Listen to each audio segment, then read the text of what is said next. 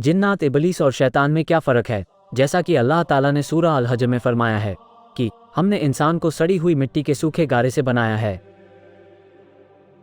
और उससे पहले जिन्नों को हम आग की लपट से पैदा कर चुके थे।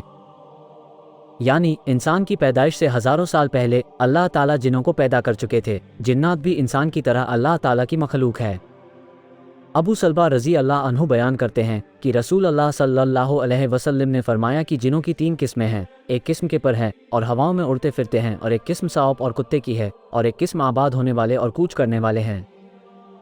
इबलीस जिन्नातों का सरदार था। अल्लाह ने इबलीस को बड़े बुलंद मर्तबे दिए, यहाँ तक कि आसमानों में फरिश्तों के साथ उसका उठना बैठना था।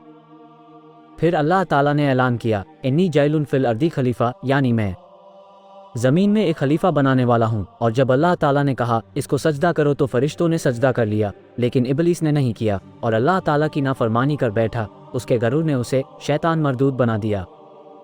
जब अल्लाह ताला ने आदम अलैहिस्सलाम की तख्लीक फरमा ली तो फरिश्तों से और इबलीस से कहा कि आदम को सजदा करो, मगर इबलीस ने सजदा करने से इनकार कर दिया।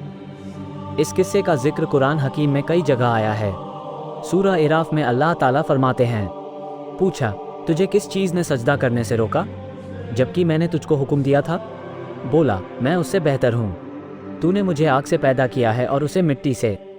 इबलीस के गरूर और घमंड ने उसको शैतान मरदूद बना दिया, जो कभी अल्लाह को अजीज़ था कि आसमानों में उसका आना जाना था। इस नाफरमानी की वजह से वहाँ से निकाल दिया गया।